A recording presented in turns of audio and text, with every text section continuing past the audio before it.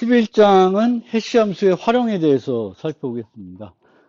해시 함수가 예전에는 그렇게 여러 용도로 쓰이지는 않았어요. 근데 이제 블록체인, 비트코인에서 해시 함수가 되게 중요한 역할을 합니다.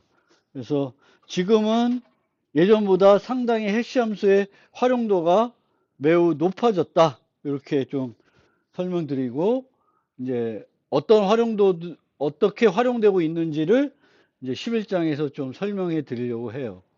물론 비트코인에서 쓰이는 그 해시 함수의 활용도는 이제 나중 가서 조금 더 다시 또 자세히 설명드릴 것 같습니다. 그래서 해시 함수는 이제 뭔지는 아시죠? 그래서 해시 함수는 입력을 받아서 고정된 값으로 바꿔주는 거예요. 그래서 얘는 일방향성을 제공하고 있고 또 충돌, 회피를 제공하고 있습니다. 그리고 이 충돌과 관련해서는 이제 생일 파라독스라는 개념이 있죠. 그래서 해시 함수의 가능한 값의 개수가 있으면 그것의 루트를 씌웠을 때 그만큼의 해시 값을 계산하면 충돌을 찾을 확률이 50% 된다. 생일 같은 경우에는 365일이 범위니까 23명 정도만 조사하면 생일이 균일하다고 가정했을 때 같은 생일이 있을 임의의 쌍을 찾을 확률이 이제 50%가 된다는 거고요. 이미 해시 함수를 우리가 설명드릴 때 어디에 활용했는지를 소개한 적이 있습니다. 그래서 어디에 많이 활용됐냐면 첫 번째가 전자서명입니다. 그래서 전자서명을 할 때 이 암호 알고리즘이겠죠. 전자서명도. 그런데 메시지 자체의 전자서명을 알고리즘을 직접 거기다 적용하게 되면 서명의 크기가 뭐하고 같아져요? 메시지 크기가 같아지는 거죠. 뭐 영화 몇 기가짜리 영화를 서명했다고 해서 서명값도 몇 기가가 되는. 그러면 불편하잖아요. 그래서 이제 서명할 때 그 메시지 대신에 메시지를 대표할 수 있는 해시값에 이제 서명하는 거고요.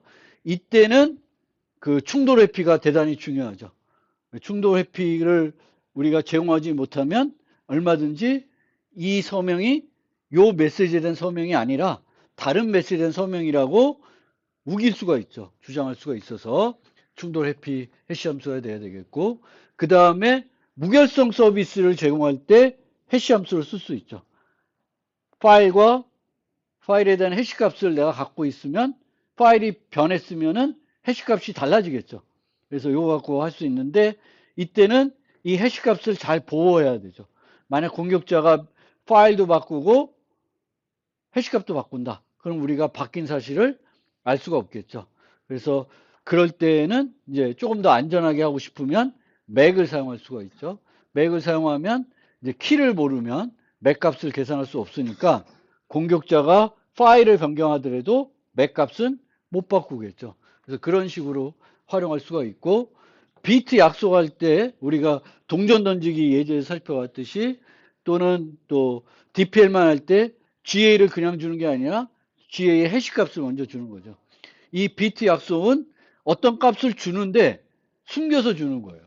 숨겨서 주지만 나중에 이걸 오픈해야 될 때 그 원래 숨겨둔 값이 아닌 다른 값으로 공개할 수가 없어야 돼요.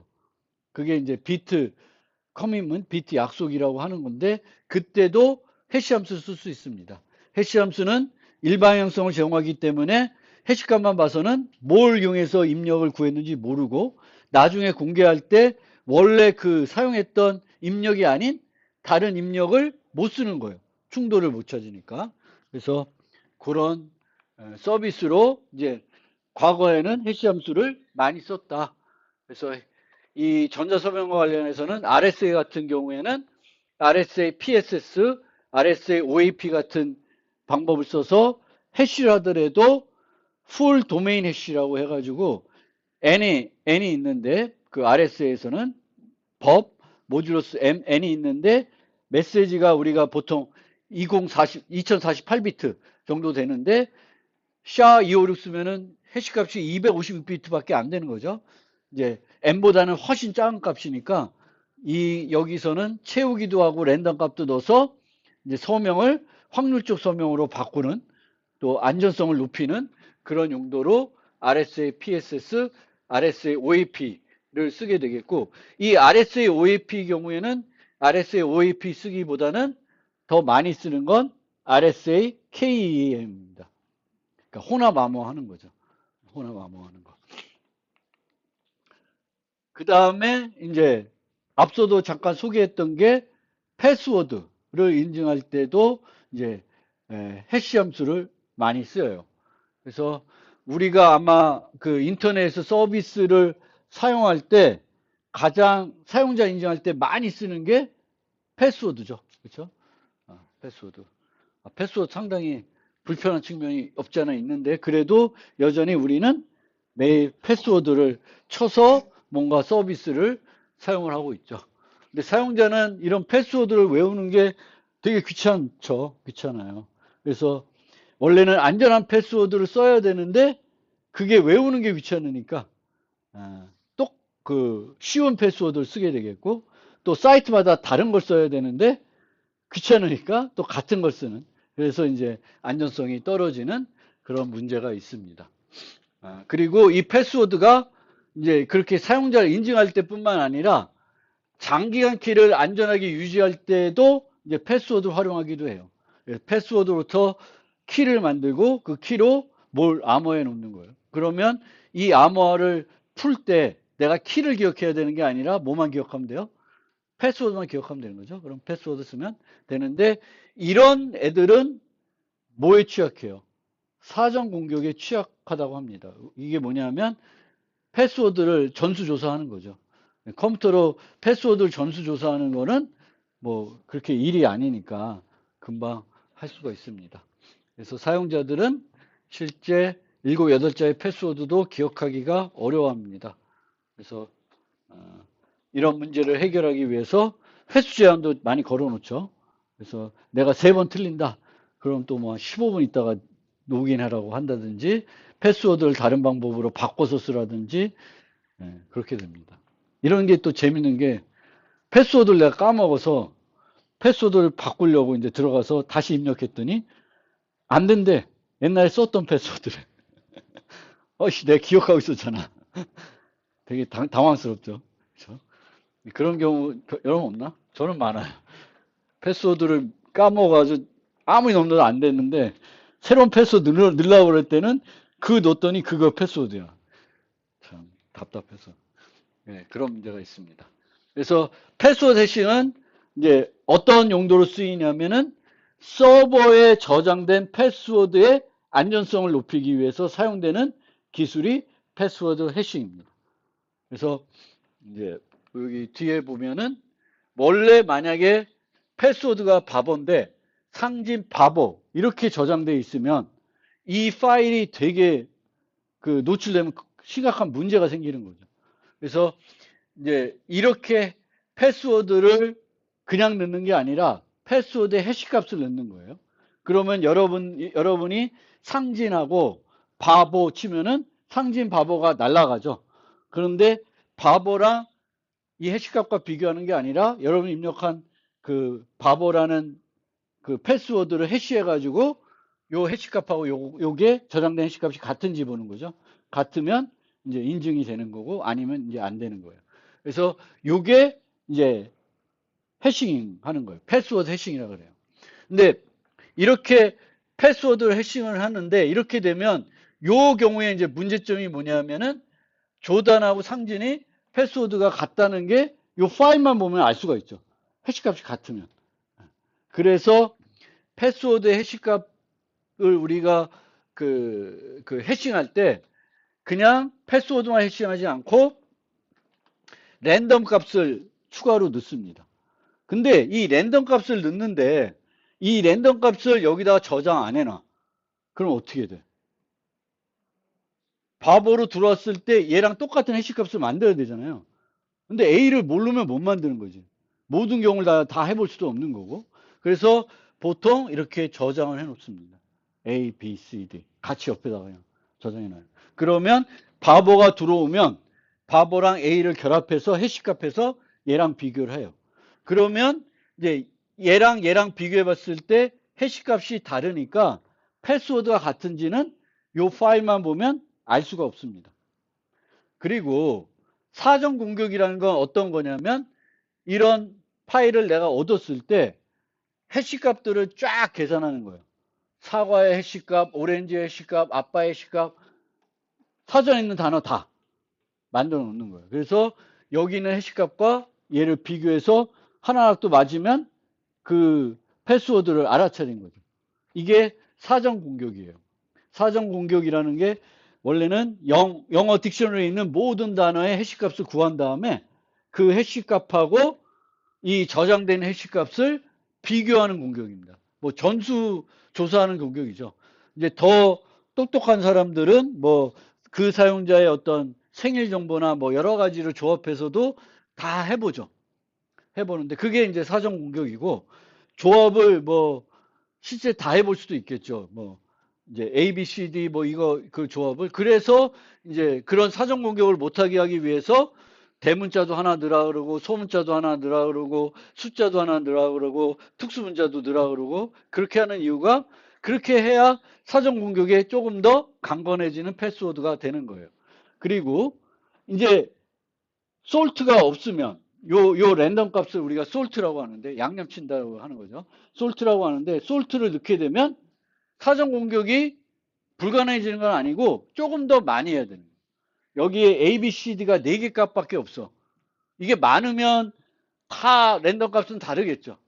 그러면 그만큼 이걸 해봐야 돼요. 랜덤 값을 사용한 만큼. 사과를 예전에는 하나만 구해놓고는 그 비교해서 구할 수가 있는데 이제는 여기 솔트들이 있으니까 솔트가 10개면은 사전 단어 하나마다 10개의 시값을 만들어서 비교를 해봐야 되는 거예요. 그래서 사전 공격에 대한 비용이 조금 증가한 거예요. 뭐 많이 증가한 것도 아니고 조금 증가하는 형태가 되겠습니다. 그래도 기본적으로 우리가 솔트라는 걸 써요. 그래서 솔트는 사전 공격을 어렵게 하는 조금 더 어렵게 해주는 그런 요소이고요. 그리고 이제 그 똑같은 패스워드를 쓸 때 저 파일을 살펴봤을 때 못 알아본다. 똑같은 거 쓰는지를 그냥 직관적으로 알 수 없게 해주는 그런 이점도 있어요. 그리고 또 하나 이제 쓰는 게 뭐냐 하면은 해시 함수를 일반 해시 함수를 쓰는 게 아니에요. 일반 해시 함수 쓰지 않고 속도를 느리게 할 수 있는 패스워드 쓰는 해시 함수 쓰는데 속도를 느리게 하면 뭐가 되냐면은 요 하나를 원래는 1초에 계산할 수 있었는데 이제는 10초 뭐 이렇게 걸리는 거예요. 해시 함수. 그래서 이런 애들은 이제 비크립트라는 애가 있는데 이런 애들은 그 반복 횟수가 있어요. 1000, 뭐 2000. 그러면 해시를 한 번 하는 게 아니라 몇 번? 한 걸 또 하고 또 하고 또 하고 해서 1000번 하는 거예요. 1000번. 1000번 해서 그 결과랑 비교해요. 그러면 서버는 A라는 사용자가 들어오면 1000번 해서 비교하는 건 그렇게 큰 일은 아니에요.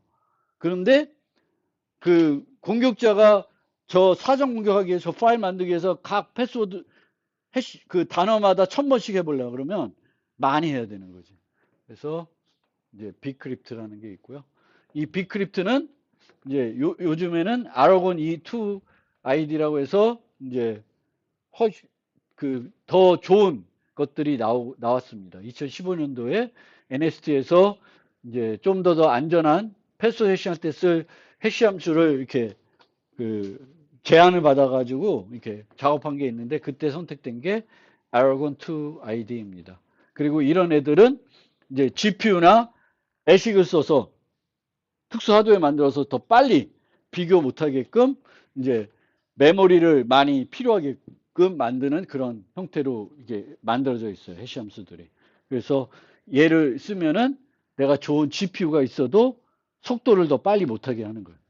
그래서 나중에 그, 그 블록체인에서도 이제 이 GPU를 못 쓰게끔 얘를 못 쓰게끔 하기 위해서 이런 메모리를 많이 요구하는 이제 해시 함수를 쓰기도 합니다.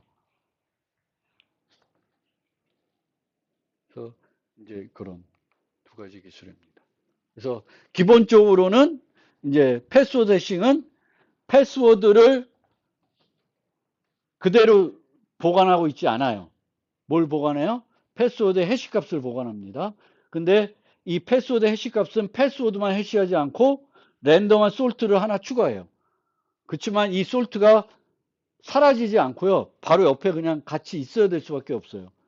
나중에 확인해야 되니까. 그래서 솔트를 추가하고 그 다음에는 해시 함수를 우리가 잘 아는 샤투처럼 되게 해시 값을 빠르게 계산할 수 있는 해시 함수를 쓰는 게 아니라 이제 비크립트, 요즘은 아라곤이라는 그런 해시 함수를 써서 그 계산하는 것도 느리게. 왜 우리는 보통은 함수가 빠르면 좋잖아요. 근데 여기서는 함수가 빠른 게 좋은 게 아닌 거죠. 공격이 쉬워지니까. 그래서 일부러 함수를 느리게 만들어서도 이제 안전성을 높이는 그런 방법들을 쓰고 있고요. 그리고 이제 패스워드를 그렇게 쓰면 안전하지 않으니까 이제 패스프레이즈를 쓰자라고 하는데 이게 문장을 쓰는 거죠. 문장. 보통 우리가 즐겨 쓰는 뭐 잘 부르는 노래의 어떤 소절. 근데 이렇게 쓰면 입력할 때 귀찮아지죠. 근데 안전하겠죠. 더. 단어 하나 넣는 게 아니니까. 그래서 이런 것들도 제한됐는데 실제 현장에서는 안 쓰이고 있고요. 아바디 같은 사람들은 이제 그 해시 함수를 퍼즐 같은 걸 이용해서 이제 그 해시 함수를 찾는 형태로 이제 하는 겁니다. 그래서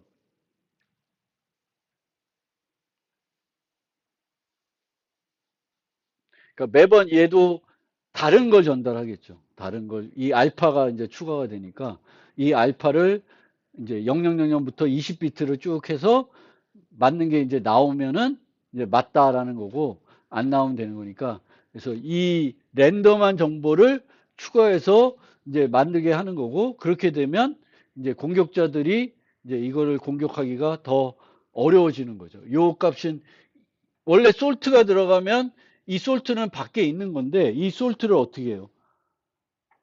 없이 그냥 모든 20비트를 전수조사해서 맞는 게 나오면 맞다고 해주는 거죠.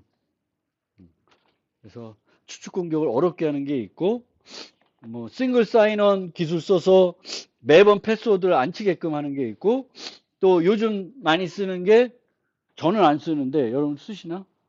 패스워드를 내가 안 치는 거예요. 그 사파리도 그렇게 되는 것 같고 뭐 크롬도 제공하는 것 같은데 패스워드 선택할 때 그 브라우저가 선택해 주는 거죠. 그리고 브라우저가 보관하고 있어요. 그러면 이제 내가 어디 사이트 를 때 내가 입력하는 게 아니라 브라우저가 넣어주죠. 물론 내가 어디 접속할 때 내가 치는 패스워드도 브라우저가 다 기억은 하고 있어요. 기억하고 있는데 이제 얘는 패스워드를 내 머릿속에 관리하는 게 아니라 브라우저가 관리하는 거죠. 브라우저가 관리하고 브라우저는 이제 일반적인 패스워드가 아니라 되게 엄한 패스워드를 쓰겠죠. 우리는 머릿속 기억해야 되니까 나름대로 어떤 내 머리에서 이렇게 되는 어떤 알고리즘으로 만들어진 패스워드인데 얘는 되게 랜덤하게 만들겠죠. 그런 게 있고 또 아예 패스워드를 안 쓰고 이제 피도 같이 이제 뭐 지문이나 이런 걸 하는데 실제 이 그 인증하는 거는 패스워드라는 게 아니라 공개키 기술로 하는 저쪽에 공개키 저장하고 응용해서 개인키 보관하고 있고 내가 지문 누르면 그 개인키가 활성화돼서 개인키로 서명해 가지고 확인하는 그러면 더 안전하겠죠. 그래서 여러 기술들이 나오고 있는데 여전히 우리가 많이 쓰는 패스워드 기술에서는 패스워드 해싱이라는 기술이 있다라는 거고요. 이 패스워드 해싱 기술은 서버에 저장된 패스워드를 보호하는 기술이죠. 그런데 시스템 전체로 보면 극히 일부죠. 그래서 보안 중에 가장 중요한 원리 중에 하나가 가장 취약 요소 원리가 있어요. Weakest Link Principle. 그러면 전체 시스템이 있는데 내가 얘를 공격해서도 패스워드 알아낼 수 있고 네트워크를 공격해서도 알아낼 수 있고 서버를 공격해서도 알아낼 수 있어요. 근데 얘가 제일 쉬워. 그럼 뭘 공격하겠어요? 제일 쉬운 대로 하겠지. 전체 집이 엄청나게 보안이 되어 있는데 창문 하나가 열려 있어. 그럼 의미 없죠. 그래서 안전성이 뭐에 의존하는 거예요? 제일 안전한 것의 기준이 아니라 뭐의 기준이 돼요? 가장 취약한 곳이 전체 시스템의 안전성을 좌우하는 거예요. 걔만 뚫리면 다 뚫리는 거잖아요. 그래서 weakest link principle은 전체 시스템의 전체 안전성은 가장 취약한 부분의 안전성과 같고요. 실제 가장 취약한 부분은 사회적 공격이에요. 돈 주고 꼬시는 거. 사람을 꼬셔서 뭔가 기술적으로 해킹하는 것보다 제일 쉬운 거는 그 접근 권한이 있는 그 사용자를 어떻게든 뭔가 매수하건 협박하든 해서 하는 게 제일 싸게 먹힌다고는 해요. 근데 어쨌든 우리가 정보 보호를 할 때는 요 원리를 잘 알아야 돼. 얘만 열심히 보호하면 안 돼.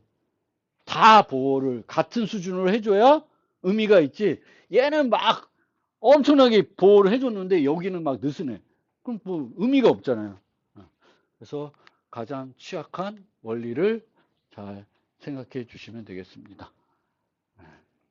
오늘은 요 기본적인 패스워드의 아니 해시의 활용도에 대해서만 좀 살펴보고 좀 더 응용적인 거는 다음 주 시간에 살펴보겠습니다.